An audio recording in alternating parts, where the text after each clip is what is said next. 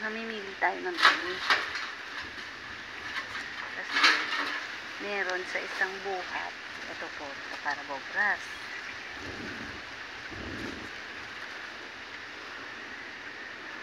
Yan o, hihimayin natin.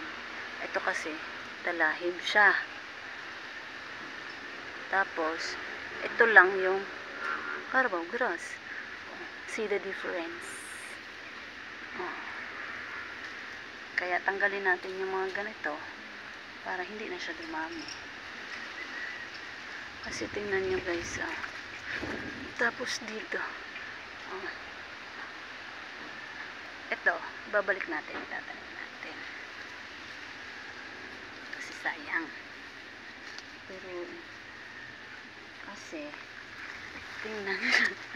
tingnan nyo sa isang buhat. Square foot yan pagka bumibili tayo ng pangtanim sa garden. So, parang tingnan nyo. Hihimayin ko. Ito ay Carabao grass.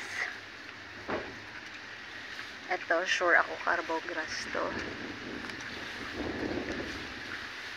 Ito.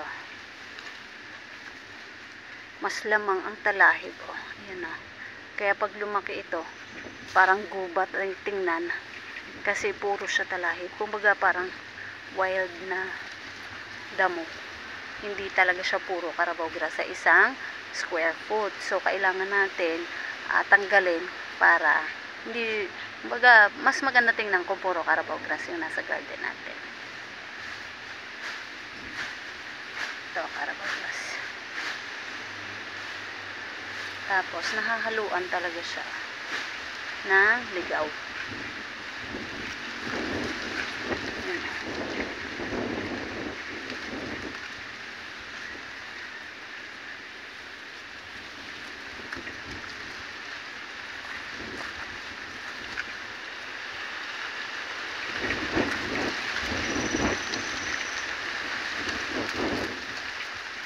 Pag hinimay kasi natin, iba talaga yung pinakakatawan niya sa katawan ng Carabao grass.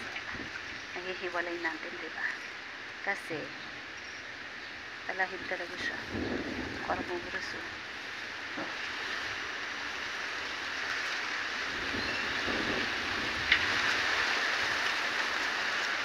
Tapos ganito. Ayan, oh. Parang isa. Ganito kadami. Carabao, ano siya? Parang talahib siya. So, kailangan natin itong tanggalin para gumanda ang ating garden.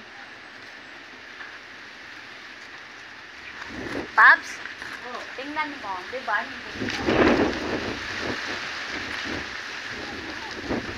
Tayo. Ay. Dito, no?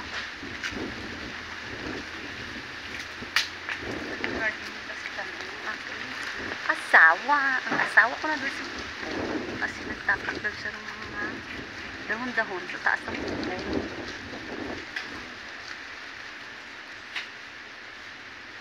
Tanggalin lang natin ang mga lupa para balik natin sa garden, diba?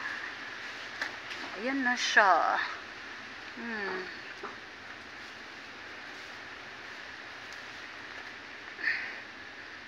Mamaya mag-video ulit ako. Thank you.